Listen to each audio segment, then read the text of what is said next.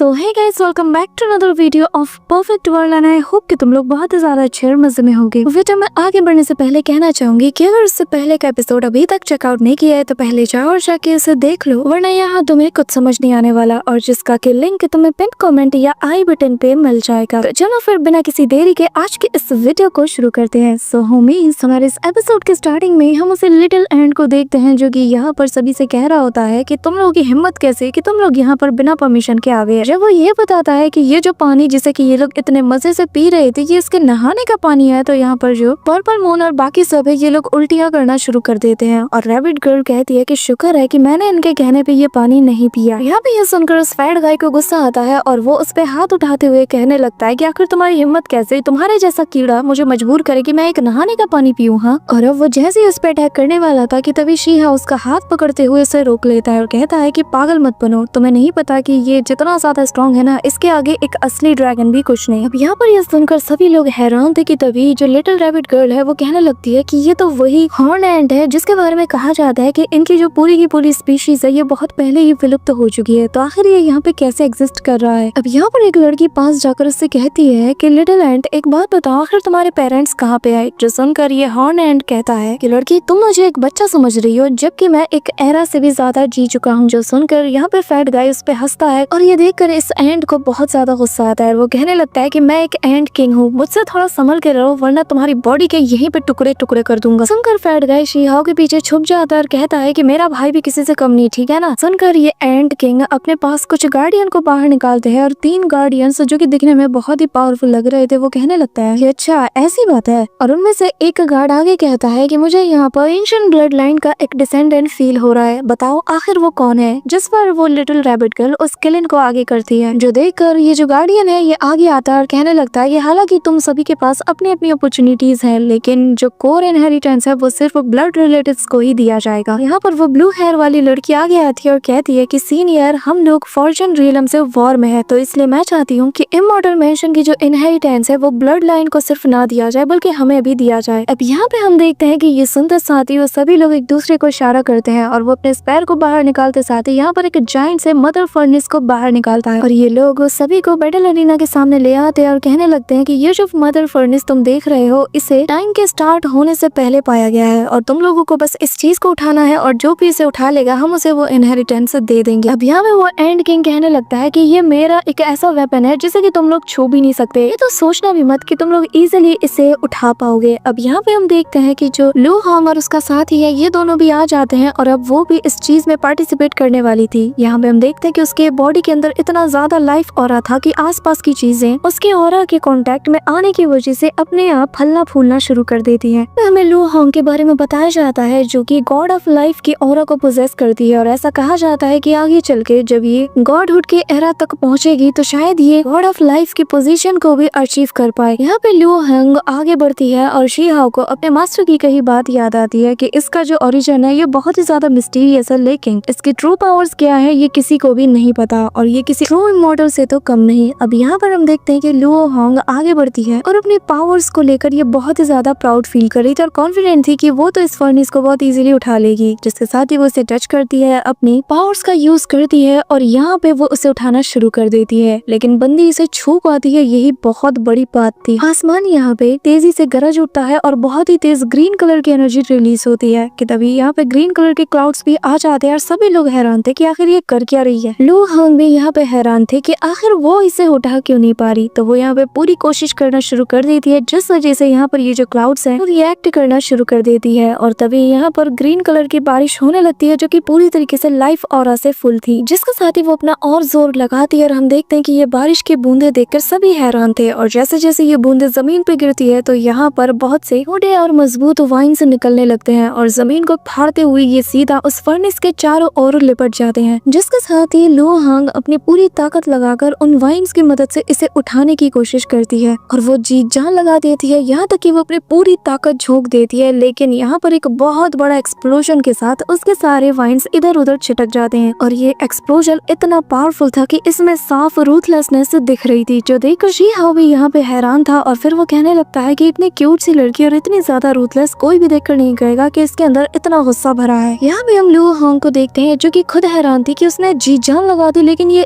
1 inch तक इस चीज को हिला नहीं पाई। यहाँ पे रैबिट गर्ल भी स्माइल कर रही है क्योंकि उसे लगा था कि शायद ये इसे हिला दे, लेकिन वो समझ जाती है कि उसके किलिंग के अलावा शायद ही कोई इसे उठा पाएगा। जिसके बाद यहाँ का जो गार्डियन था वो कहने लगता है कि मैंने कहा ना तुम लोग इस चीज को नहीं कर सकते क्योंकि इसके लिए ट्रू स्ट्रेंथ चाहिए, जिसके बाद ही वो इसे हल्का सा उठा पाएगा। अब यहाँ पर वो जो लुओ होंग थी वो भी समझ जाती है कि शायद उसकी स्ट्रेंथ इतनी ज्यादा नहीं कि वो फिलहाल के लिए इससे हिला पाए। अब यहाँ पे हम उस एंड किंग को देखते हैं जहाँ पर वो कहता है कि मैंने कहा ना तुम्हारी कोशिशें बेकार है, कोई भी इस चीज को नहीं उठा सकता, तो बेहतर यही होगा कि तुम लोग फालतू की कोशिशें करना बंद कर दो। यहाँ तक कि अगर मैं अपनी पूरी जिंदगी भी यहाँ पे वेट करता रहूँ ना, फिर भी मेरी हाइट तुम तक पहुँच जाएगी, लेकिन तुम लोग फिर भी इससे नहीं उठा पाओगे। यहाँ पर उसकी ये बात सुनकर लुओ होंग कहने लगती है कि सीनियर शायद आप सही हो, लेकिन ये जो वेपन है ये इमॉर्टल्स के लिए बनाया गया है, तो ये तो हमारे हेल्प के लिए होनी चाहिए ना, तो आखिर आप हमारी मदद क्यों नहीं कर रहे, हमें तो इसमें आसानी होनी चाहिए। अब ये सुनकर वो गार्डियन कहने लगता है कि शायद तुम समझी नहीं, तुमने सही कहा कि ये वेपन इमॉर्टल्स के लिए बना है, लेकिन इसे सिर्फ उठा भी वही सकता है जो कि इसके लायक हो, और ये जो चीज तुम देख रही हो ना ये इसका बस एक प्रोजेक्शन है, असली वाले को तो अगर तुमने छू लिया तो तुम मारी जाती। अब यहाँ पे ये सुनकर शी हाओ के मन में ये जो एंड किंग था इसके लिए रिस्पेक्ट बढ़ जाती है। वो कहने लगता है कि ये वाकई में वही एंशिएंट एंड किंग के रेस से बिलोंग करता है जिसके बारे में कहा जाता है कि इसके घोंसले को इमॉर्टल एंशिएंट रूइंस में पाया गया था और इमॉर्टल एम्परर ने तब उसे खोजा था, और मुझे लगता है कि शायद तभी इसने इस एंशिएंट सुप्रीम टेक्निक को मास्टर किया था और जिसके वजह से ही इसकी स्ट्रेंथ इतनी ज्यादा है। अब यहाँ पर वो इसे देखे जा रहा था कि तभी हम देखते हैं कि जो बाकी के इमॉर्टल एकेडमी के जो लीडर्स होते हैं वो यहाँ कहते हैं कि ठीक है फिर अब हम हाथ आजमाएंगे, जिसके बाद ये दोनों भी अपने हाथ आजमाना शुरू कर देते हैं, जहाँ पर दोनों ही अपने इमॉर्टल सीड की पावर का भी यूज करते हैं और फुल स्ट्रेंथ को कंबाइन करके इस फर्नेस को उठाने की कोशिश करते हैं, बट एट द एंड होता कुछ नहीं और ये लोग भी समझ जाते हैं कि भाई इनसे तो दाल गलने वाली है नहीं। अब यहाँ पे रैबिट गर्ल, फैट गाय और बाकी सभी लोग मिलके हाथ आजमाते हैं, चारों लोग ही अपने पावरफुल टेक्निक का यूज करते हैं, बट एट द एंड इनसे भी कुछ नहीं बनता, जो देखकर ये भी डिसअपॉइंट थे। और तभी हम देखते हैं कि हेवनली एकेडमी के जो दो यहाँ पे लीडर्स थे ये भी अब मैदान में आ जाते हैं, दोनों ही एक एक करके अपने टेक्निक्स का यूज करते हैं, जहाँ पर हम देखते हैं कि वो जो टकला वोंग था वो भी अपनी पावर को आजमाता है, लेकिन इसका भी कोई फायदा नहीं होता कि तभी उसका दूसरा साथी अपने इमॉर्टल सीड की पावर का यूज करता है और जमीन के नीचे से एक बहुत ही जायंट सा ब्लैक कलर का हाथ निकलता है जो कि इस फर्नेस को क्रश करके ऊपर उठाने की कोशिश करता है। इसका आइडिया तो अच्छा था लेकिन इसका हाथ वहीं पर डिसअपीयर हो जाता है और वो जमीन पे जा गिरता है और कहता है कि वाकई में जैसा इसके बारे में कहा जाता है ये बिल्कुल वैसा ही है। मुझे लगता है कि इस जनरेशन के जितने भी टॉप लोग थे उन सभी ने अपने हाथ आजमा लिए लेकिन कोई भी इसे नहीं उठा पाया। इससे पता चलता है कि इस एरा के जो न्यू जनरेशन के डिसाइपल्स हैं उनकी ताकत कितनी ज्यादा कमजोर है, तो जब फॉर्जन रियलम के लोग हम पे अटैक करेंगे तो हम लोग तो वक्त से पहले ही बुरी तरीके से उनके हाथों कुछ ले जाएंगे। अब यहाँ पर वो ये कहकर बेसिकली इन्हें एग्री कराना चाहता था कि ये चुपचाप वो जो इनहेरिटेंस है हमारे हवाले कर दे। यहाँ पर वो गार्डियन कहने लगता है कि बेवकूफ मत बनो, तुम्हें क्या लगता है कि हम पागल हैं, हमें नहीं पता ये मदर फर्नेस कितना भी ज्यादा स्ट्रॉन्ग क्यों ना हो लेकिन ये अपने ट्रू ओनर को पहचान लेगा और जो इसके वर्दी होगा उसे भी। ये बेसिकली यहाँ पे स्ट्रेंथ को चेक करता है और तुम सभी लोगों ने अलग अलग वे में अलग अलग स्ट्रेंथ के साथ इसे उठाने की कोशिश की, लेकिन इसका भी एक सही तरीका है। अगर एंड किंग एक ड्रैगन से ज्यादा ताकत को पोजेस कर सकता है तो फिर तुम लोग क्यों नहीं, तुम में भी कोई एक ऐसा होगा जो कि उस ट्रू स्ट्रेंथ को पोजेस करता है जिसके जरिए से वो इसे उठा पाए। जिस पर ये बंदा कहता है कि सीनियर आपके गाइडेंस के लिए शुक्रिया और मैं समझ गया। अब यहाँ पे ये गार्डियन सभी से कहता है कि क्या आप कोई बचा है जो कि अपनी पावर को यहाँ आजमाना चाहेगा, और तभी वो एंड किंग खड़ा हो जाता है और कहने लगता है कि बस करो, आखिर तुम लोग कितनी और खुद की बेइज्जती कराओगे, जाओ और जाके प्रैक्टिस करो, यहाँ तुम लोगों की दाल नहीं गलने वाली। पर तभी यहाँ पे हम शी हाओ को देखते हैं जहाँ पर उसने अपनी स्ट्रेंथ के साथ इस फर्नेस को हवा में उठा लिया था, जो देखकर ये एंड किंग भी दंग रह जाता है और सभी लोग शी हाओ को देख के हैरान रह जाते हैं। इसी दौरान हम शी हाओ को देखते हैं जहाँ पर उसके मन में उस बंदे की बात गूंज रही थी जो कि कह रहा था कि अगर हम इस फर्नेस को ही नहीं उठा पा रहे तो ये दिखाता है कि इस एरा के जो डिसाइपल्स हैं वो आने वाले वॉर में कुछ भी नहीं कर सकते, हम तो शायद इस लड़ाई के शुरुआत के दिनों में भी ना टिक पाए और उससे पहले ही हम सभी लोग मारे जाएं। अब यहाँ पे शी हाओ अपने सारे दोस्तों को याद करता है और उन्हें भी जिन्हें कि वो प्रोटेक्ट करना चाहता है। शी हाओ ठान देता है कि चाहे जो हो जाए जब फॉर्चून लैंड के साथ वॉर होगा तो वो अपने दोस्तों और अपने पूरे रियलम को बचा के ही रहेगा। इसी के साथ यहाँ पर एक पावरफुल एक्सप्लोजन होता है जो कि यूनिवर्स को शैटर करने वाला था और यहाँ पे हम देखते हैं कि आसपास की सारी एनर्जी इस फर्नेस के अंदर समाने लगती है और यहाँ पे शी हाओ जो कि अकेले अपने से कई गुना ज्यादा पावरफुल इस भारी से वेपन को उठा रहा था, ये देखकर ये एंड किंग भी कहता है कि ये तो बिल्कुल मेरे एंड क्लैन जैसा है जो कि अपने वजन से 1000 गुना ज्यादा भारी चीज को भी उठा सकता है। यहाँ पे हम देखते हैं कि वो गार्डियन भी शीहाओ के पावर्स को देख के हैरान था। जब वो उसे स्कैन करता है तो वो कहता है कि इसके पास इमॉर्टल एनर्जी है जिसका ये यूज कर रहा है। हालांकि ये किसी सीड के साथ फ्यूज भी नहीं हुआ। आखिर बिना किसी सुप्रीम इमॉर्टल सीड के साथ फ्यूज किए बिना वो इतनी पावरफुल एनर्जी को कैसे पोजेस कर सकता है? आखिर ये कैसे मुमकिन है? ये नहीं होता कि इस एरा में भी एक ऐसा बंदा है जो कि बिल्कुल ही अलग पैथ पे चले और अपनी बॉडी को एज अ सीड के रूप में रिफाइन करे। अब यहाँ पे ये सुनकर फैट गाय कहता है कि हाँ, मेरे भाई जैसे दोस्त को तुमने देखा ना, ये न सिर्फ उस रास्ते पे चला है बल्कि इसने अपनी बॉडी को एक सीड के रूप में फ्यूज भी किया है। इसकी बॉडी ही एक सुप्रीम इमॉर्टल सीड है। इसी के साथ फाइनली शीहाओ इस फर्नेस को पूरी तरीके से उठा लेता है जिससे इतनी टेरिफाइंग एनर्जी रिलीज होती है। और ये मेरा फेवरेट सीन है जहाँ पे सभी का मुंह खुला का खुला रहता है। जिसके बाद हम देखते हैं कि अचानक से सब कुछ शांत हो जाता है और फिर इस फर्नेस से रेनबो कलर की ऑरा बाहर निकलती है जो कि पूरे के पूरे इमॉर्टल मेंशन में छा जाती है। जो देखकर ये गार्डियंस भी अब शीहाओ के सामने आकर कहते हैं कि हाँ, तुमने रिक्वायरमेंट्स को अचीव कर लिया है, तो अब तुम इसे चुपचाप नीचे रख दो। शीहाओ भी उसे रख देता है और ये गार्डियंस बहुत ही इज्जत के साथ शीहाओ को देख रहे थे और कहने लगते हैं कि तुमने मौत के बैरियर को पार किया है और खुद की बॉडी को एक सीड के तौर पे यूज किया है। वाकई ये रास्ता बहुत मुश्किल रहा होगा। जिसपे शीहाओ कहता है कि हाँ, रास्ता तो मुश्किल था। अब यहाँ पे वो फैट गया कि कहने लगता है कि ये सब कुछ पॉसिबल हुआ क्योंकि मेरे भाई ने हमारे जो सेलेस्टियल एकेडमी के जो ओल्ड मैन थे यानी कि एल्डर्स थे उन पे अंधा भरोसा दिखाया। वो लोग तो इतने ढीठ थे कि यार मेरे भाई को एक सीट तक नहीं दे रहे थे। इसे मजबूर किया कि भाई तू अपने बॉडी को ना सीट की तरह यूज कर। जिस पे वो जो गार्डियन है वो कहता है कि क्या तुम लोगों ने कभी इमॉर्टल सुप्रीम के बारे में सुना है? जिसपे एक बंदा कहने लगता है कि सीनियर, कहीं आपका मतलब इमॉर्टल एंशिएंट के वो सुप्रीम बॉडी फॉर्मिंग मैनुअल से तो नहीं? जिसपे वो गार्डियन कहता है कि हाँ, तुमने सही कहा, मैं उसी की बात कर रहा हूँ। ऐसा कहा जाता है कि जब तुम इस चीज को अचीव कर लेते हो तो हेवन एंड अर्थ भी तुम्हें मार नहीं सकती। हालांकि तुम्हारी जो स्पिरिट है वो अपनी कॉन्शियसनेस को खो भी दे और कोलैप्स कर जाए, पर फिर भी हजारों साल बाद तुम्हारी बॉडी अपने आप से ही एक प्रीमोर्टल स्पिरिट को वापस से क्रिएट कर सकती है। यहाँ तक कि तुम्हारी सारी मेमोरीज भी उसके अंदर समाई होंगी। यहाँ पे ये सुनकर रैबिट गर्ल कहती है कि आखिर आप ये सारी बातें हमें क्यों बता रहे हैं? क्या आप वो इनहेरिटेंस हुआंग को देने वाले हैं? फिर वो गार्डियन कहने लगता है कि जिस इनहेरिटेंस की हम बात कर रहे हैं वो एक्चुअली में स्काईहॉर्न एंड क्लैन से बिलोंग करता है। लेकिन उस एंशिएंट इमॉर्टल वॉर के बाद वो जो स्क्रिप्चर थी यानी कि वो इनहेरिटेंस वो गायब हो चुकी है। लेकिन हमें ऐसा लग रहा है कि शायद वो इस डिवाइन केव के अंदर मौजूद होगा। रही बात इनहेरिटेंस देने की, तो इस एंशिएंट एंड क्लैन के जो डिसेंडेंट है उन्हीं को ये चीज दी जा सकती है। क्योंकि ये लड़का जो कि इस टेस्ट में पास हो चुका है तो हम इसे अलाउ करेंगे कि वो उस एंशिएंट स्काईहॉर्न एंड क्लैन के उस केव में जाकर उस चीज को ढूंढ सके। वहाँ पर बहुत से ऐसे पावरफुल ट्रेजर्स भी हैं जिन्हें कि तुम पा सकते हो, लेकिन ये जगह बहुत ही ज्यादा खतरनाक है। तो अगर तुम्हारी किस्मत अच्छी रही तो तुम उस इनहेरिटेंस वाले स्क्रिप्चर को पा सकते हो और बाकी सभी लोग यहाँ पे जो है वो यहाँ से जा सकते हैं। तुम लोग केव के अंदर एंटर नहीं हो सकते, लेकिन इस एंशिएंट एरिया में जितने भी जगह हैं लाइक माउंटेन्स, रिवर्स और जो भी मेडिकल हर्ब्स हैं, तुम लोग वहाँ जाकर अपने पसंद के मुताबिक चीजों को ले सकते हैं। और अगर तुम्हारी किस्मत अच्छी रही तो ठीक ठाक ट्रेजर्स तुम्हें भी वहाँ मिल सकते हैं। और उम्मीद है कि ये सारी चीजें तुम लोगों को फॉर्चून रियलम के जो दुश्मन है उन्हें काउंटर करने के लिए काम आ सकती है। अब यहाँ पर शीहाओ उस फैट गाय को इशारा करते हुए कहता है कि ठीक है, फिर मैं आगे जा रहा हूँ, तो तुम लोग यहाँ का संभाल लेना। जिसपे फैट गाय भी हमें जवाब देता है और फिर शीहाओ इमीडिएटली यहाँ से चला जाता है। और फैट गाय हंसते हुए कहता है कि यार मेरा दोस्त तो एक ट्रेजर जीनियस है, ऐसा कोई ट्रेजर नहीं जिसे कि ये अचीव नहीं कर सकता। जिसके बाद ये भी यहाँ पर बाकी के ट्रेजर्स पे हाथ आजमाना शुरू कर देता है, जो देखकर बाकी के जो एकेडमी के लोग थे ये लोग भी कहते हैं कि हमें भी इस जल्द से जल्द डिवाइन लोटस को हासिल करना ही होगा। हम देखते हैं कि शीहाओ सबसे पहले इसी लोटस को लेने के लिए आगे बढ़ता है। अब ये देखकर ये जो एंड किंग था ये कहने लगता है कि यार तुम लोग मेरे नहाने का पानी को छोड़ दो, वो मेरा डेकोरेशन है। लेकिन शीहाओ जाते साथ ही सबसे पहले उस लोटस पे अपनी नजरें दौड़ाता है और एक ही झटके में उस लोटस को वो काट लेता है। लेकिन तभी यहाँ पे हम देखते हैं कि बाकी की जो हेवनली एकेडमी और ये जो इमॉर्टल एकेडमी है इनके वो जो सुप्रीम लीडर्स है वो आ जाते हैं। सभी लोग अपने इमॉर्टल सीट की पावर का यूज करते हुए अपने सबसे पावरफुल अटैक को शीहाओ की तरफ कर देते हैं। लड़की कहने लगती है कि हुआंग, क्या तुम्हें तुम्हारी अपॉर्चुनिटी नहीं मिली? तुम जाकर उस केव में उस इनहेरिटेंस वाले स्क्रिप्चर को जाकर ढूंढो, वो तुम्हारा ट्रेजर है, तो इसे हमारे लिए छोड़ दो। अब ये कहते साथ ही हम देखते हैं कि तीनों सुप्रीम लीडर्स के पाम अटैक्स और यहाँ पे स्नेक अटैक और यहाँ पे एक गोल्डन पाम अटैक, ये तीनों आगे बढ़ रहे थे। और फिर वो लड़की चिल्लाते हुए कहती है कि आखिर तुम हमारे साथ अभी भी कम्पीट क्यों कर रहे हो? लेकिन शीहाओ भी कम थोड़ी था, वो कहता है कि ये जो लोटस है ये एक ऐसा सोल गाइडिंग लोटस है जो कि शैटर्ड हुई स्पिरिट को भी रिस्टोर कर सकता है। ये कहते साथ ही वो अपने यिन यांग पावर्स को एक जगह पे गैदर करते हुए इन लोगों से कहता है कि मैं इसके जरिए से मेरे फ्रेंड्स, मेरे फैमिली मेंबर्स के लिए ये चीज बचा रहा हूँ। इसके बाद वो यहाँ पर बहुत ही पावरफुल थंडर अटैक करता है, जिस वजह से इन सभी के अटैक डिस्ट्रॉय हो जाते हैं। लेकिन तभी हम देखते हैं कि इस केव के अंदर जो एंड किंग होता है वो तेजी से शी हाओ की तरफ एक पंच अटैक करता है और कहता है कि इसे रोक के दिखाओ, लेकिन शी हाओ इसे भी रोक देता है, जो देखकर तो इस एंड किंग को और गुस्सा आता है और अब वो ये अपने मल्टीपल पंचेस को शी हाओ की तरफ थ्रो कर देता है। ये देखकर शी हाओ भी अपने डिफेंसिव अटैक को प्रिपेयर करते हुए कहता है कि तुम्हारी ये अटैक देखकर ना मुझे और ज्यादा क्यूरियोसिटी हो रही है, न जाने तुम्हारे इस एंड क्लैन की जो इनहेरिटेंस की ताकत है ना वो कितनी ज्यादा होगी। इसी के साथ शी हाओ इसके सारे पंचेस अटैक्स को भी रिपेल कर देता है और इसे बहुत दूर पटक देता है। जिसके बाद यहाँ पे हम देखते हैं कि जो गार्डियंस होते हैं वो कहने लगते हैं कि जैसा कि कहा जाता है कि बाप का भी बाप होता है, यहाँ पर एंड किंग से भी ज्यादा स्ट्रॉन्ग कोई बंदा मौजूद है। अब यहाँ पे वो रैबिट गर्ल और फैट गाय भी उस एंड किंग का मजाक उड़ाते हुए कहते हैं कि हाँ तो अब बताओ कैसा लगता है कि जब तुम्हें कोई मार के दूर पटक दे। जिसके बाद शी हाओ इस लोटस को उस फैट गाय को देते हुए कहता है कि तुम दोनों इसे हाफ हाफ बांट लो। अब यहाँ पे इतना रेड ट्रेजर पाके वो फैट गाय भी काफी ज्यादा खुश था कि तभी सीन शिफ्ट होता है। हम शी हाओ को देखते हैं जहाँ पर वो उसी एंशिएंट केव के अंदर मौजूद था और यहाँ पे इसके पीछे वो एंड किंग पड़ा था और कहने लगता है कि आखिर तुम कैसे लड़के हो, मेरे जैसे एक छोटू से चींटी पे हाथ उठाते हो, तुम्हें शर्म नहीं आती, तुम्हें मुझसे फिर से फाइट करना होगा। अब यहाँ पे शी हाओ कहता है कि यार मैं तुमसे लड़के थक चुका हूँ, अब यहाँ से दफा हो जाओ, अगर इतना ही लड़ने का शौक है तो पहले मुझे पकड़ के दिखाओ। जो सुनकर इस एंड किंग को गुस्सा आता है और वो शी हाओ के पीछे हाथ धोके पड़ जाता है। अब यहाँ पे हमें थोड़ी देर बाद का सीन दिखाया जाता है। यहाँ पे शी हाओ उस एंड किंग के साथ एक रूम में मौजूद होता है। इन लोगों ने सब कुछ छान मारा था लेकिन उन्हें वो स्क्रप्चर नहीं मिला, पर तभी ये जो एंड किंग होता है ये एक पोर्टल ओपन करके एक ऐसी जगह पे ले जाता है जहाँ पर काई एंड किंग लॉर्ड मौजूद था, जो देखकर शी हाओ भी हैरान था और उसकी बॉडी को देखकर कहता है कि इसका हेड गायब है और जिसे कि इमॉर्टल एंशिएंट का सुप्रीम बीइंग माना जाता है, लेकिन इसकी बॉडी की हालत को देखकर लग रहा है कि इसने बहुत ही तगड़े वाले वॉर का सामना किया है। शी हाओ को यहाँ पर इस एंड किंग से पता चलता है कि ये असल में इसका फादर है, लेकिन ये इनकी ट्रू बॉडी नहीं है, उनकी ट्रू बॉडी और सोल तो पहले ही डिस्ट्रॉय हो चुकी है। और फिर वो एंड किंग बताता है कि मेरे फादर ने फॉरेन रियलम के बहुत ही पावरफुल और टॉप बीस्ट से बैटल किया और जो जख्म इन्हें मिले ये इतने ज्यादा थे कि उससे कभी उभर ही नहीं पाया और उनकी मौत हो गई। अब मैं उनसे बदला लेना चाहता हूँ। जिसका साथ ही शी हाओ बताता है कि फॉरेन रियलम से हम बहुत ही जल्द बैटल करने वाले हैं। जो सुनकर वो एंड किंग भी कहता है कि फिर तो मुझे अपने फादर की मौत का बदला लेना ही होगा। अब यहाँ पे शी हाओ उससे कहता है कि मैं अपने डिवाइन सेंसेस के थोड़ा सा हिस्सा यहाँ पे छोड़ रहा हूँ ताकि मैं इसके अंदर जाके चेक कर सकूँ और तब तक तुम्हें इस जगह को गार्ड करना है। इस पे वो एंड किंग भी अपने ट्रू फॉर्म में आ जाता है और इस जगह को गार्ड करने लगता है कि तभी शी हाओ के पास इमॉर्टल ऑरा होती है, तो इस वजह से जो बची कुची कॉन्शियसनेस थी उस एंड किंग के फादर की तो वो पूरी तरीके से जाग जाती है। जो देख के शी हाओ भी हैरान था और फिर कहने लगता है कि आप तो स्काई हॉर्न के डिवाइन लॉर्ड है, अब वाकई में वापस आ गए। अब एंड किंग का फादर जब शी हाओ को देखता है तो वो कहने लगता है कि फाइनली मुझे ये मौका मिल पाया कि मैं हेवनली एम्परर हुआन तियान से मिल पाऊँ। सो